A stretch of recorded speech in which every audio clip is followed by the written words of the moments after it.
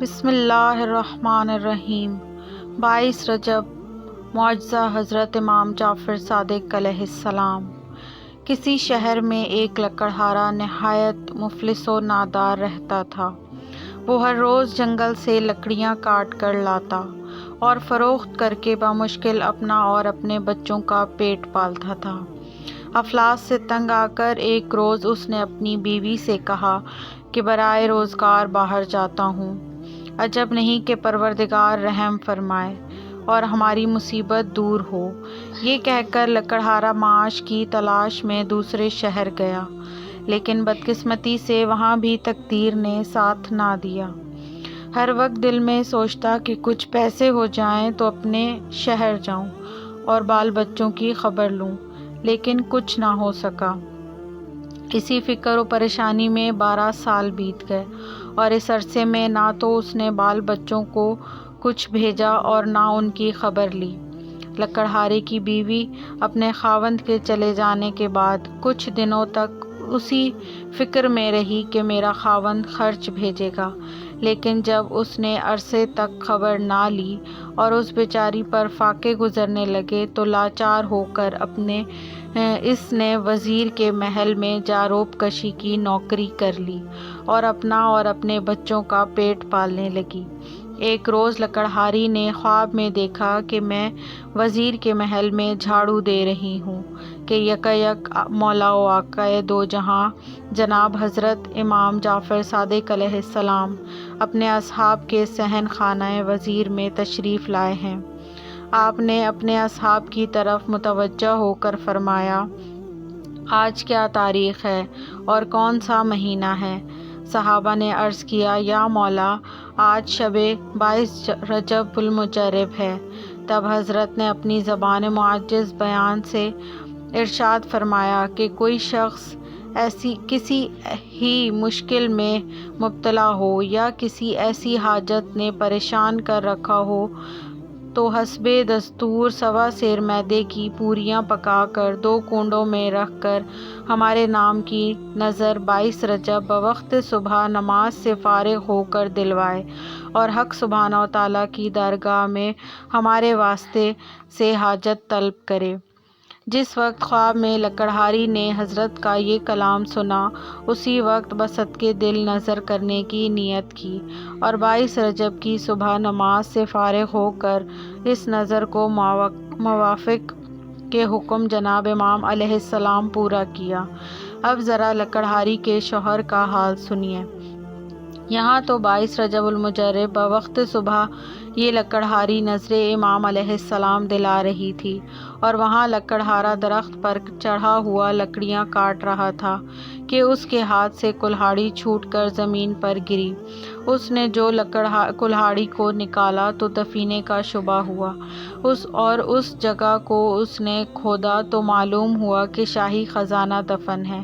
اس نے اس وقت تو اس کو اسی طرح پوشیدہ کر دیا، پھر تھوڑا تھوڑا لاتا رہا اور سامان سفر تیار کرنے لگا اور سارے دفینے کو نکال کر بڑے کروفر سے عازم وطن ہوا، اپنے رہنے کے لیے ایک عالیشان مکان بنوایا اور اپنی بیوی بچوں کے ساتھ آرام سے زندگی گزارنے لگا۔ ایک روز لکڑہاری نے اپنے شوہر سے سرگشت بیان کی۔ جب اس نے مہینے کی تاریخ اور وقت بتایا تو وہی وقت اور وہی دن تھا جب لکڑہارے کو دفینہ ملا تھا۔ لکڑہارا بھی صدقے دل سے ایمان لے آیا۔ ایک روز وزیر اعظم کی بیوی محل کی چھت پر کھڑی ہوا خوری کر رہی تھی کہ اس کو ایک عالیشان مکان نظر آیا۔ اس نے اپنی کنیزوں سے دریافت کیا کہ یہ کس کا مکان ہے؟ کنیزوں نے بتایا، اس لکڑہارے کا جس کی بیوی یہاں جاروب کشی پر ملازم تھی۔ یہ سن کر وزیر اعظم کی بیوی نے لکڑہارے کی بیوی کو بلوایا اور مفصل حالات دریافت کیے۔ اس نے تمام حالات بیان کیے مگر وزیر اعظم کی بیگم کو یقین نہ آیا، بلکہ دل میں یہ خیال آیا کہ اس کے شوہر نے رہزنی کی ہے جس کی بدولت مالدار ہوا ہے۔ وزیر کی بیگم کا یہ خیال فاسد دل میں لانا تھا کہ اسی وقت وزیر اعظم پر مصیبت آئی اور وزراء میں ایک وزیر اس کا دشمن تھا۔ اس نے موقع پا کر بادشاہ سے چغلی کی کہ اس نے غبن کیا ہے، حضور عالی جناب اسے طلب فرمائیں۔ بادشاہ نے اسی وقت وزیر اعظم کو بلا کر حساب طلب کیا۔ وزیر اعظم صبح حساب نہ دے سکا، چنانچہ بادشاہ غضبناک ہو گیا۔ وزیر اعظم کا سارا مال و اسباب ضبط کر لیا گیا اور اس کو اس کی بیوی کو نکال باہر کیا۔ وہ دونوں بھوکے پیاسے چلے جا رہے تھے کہ تربوز کا کھیت نظر آیا۔ وزیر اعظم نے اپنی بیوی بیگم سے 2 درہم لے کر جو اتفاق سے اس کے پاس رہ گئے تھے، اس کا تربوز خرید کر رومال میں باندھ لیا کہ کسی جگہ اطمینان سے بیٹھ کر کھائیں گے۔ اتفاق سے جس دن وزیر اعظم پر عتاب آیا، اسی دن شہزادہ بھی شکار کو گیا تھا اور رات تک واپس نہ آیا تو بادشاہ پریشان ہو کر وزیروں سے مشورہ کیا کہ ساری رات گزر گئی اور ابھی تک شہزادہ واپس نہیں آیا۔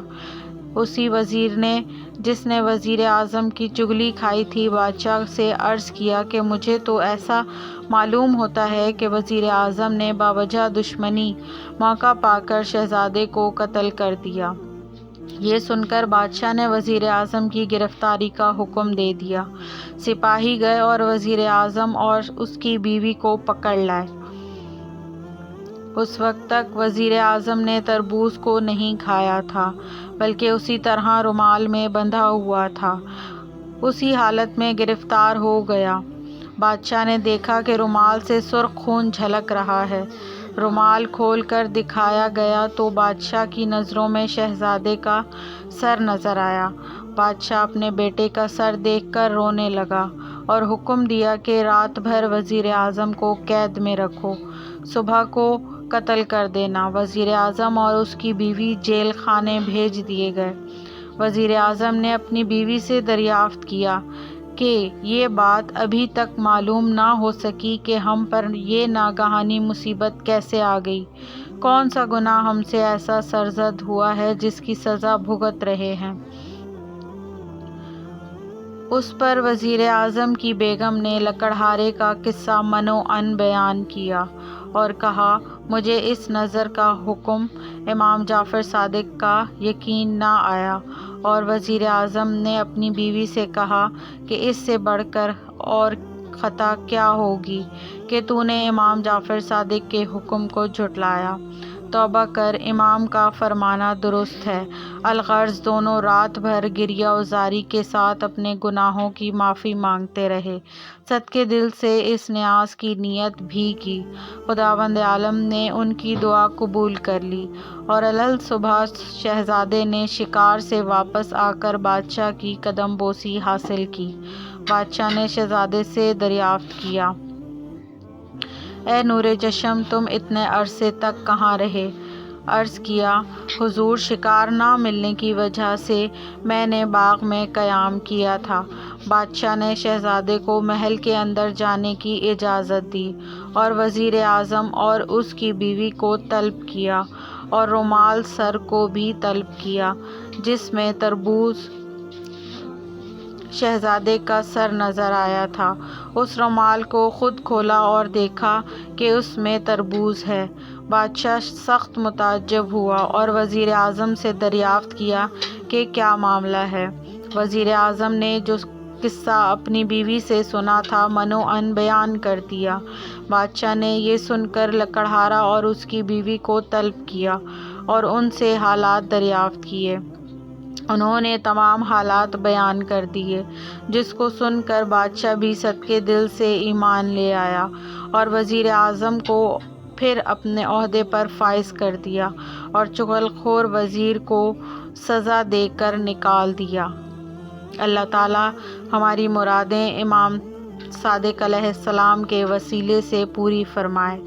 نماز صبح کے بعد اس کہانی کو پڑھیں اور اس کے بعد بسم اللہ 3 بار، محمد و آل محمد پر درود پڑھیں، 3 بار سورہ الحمد، 3 بار سورہ قل واللہ احد، پھر 3 بار درود شریف پڑھ کر نیاز دیں اور امام جعفر صادق علیہ السلام کو ہدیہ کریں اور اللہ سے اپنی حاجات طلب کریں۔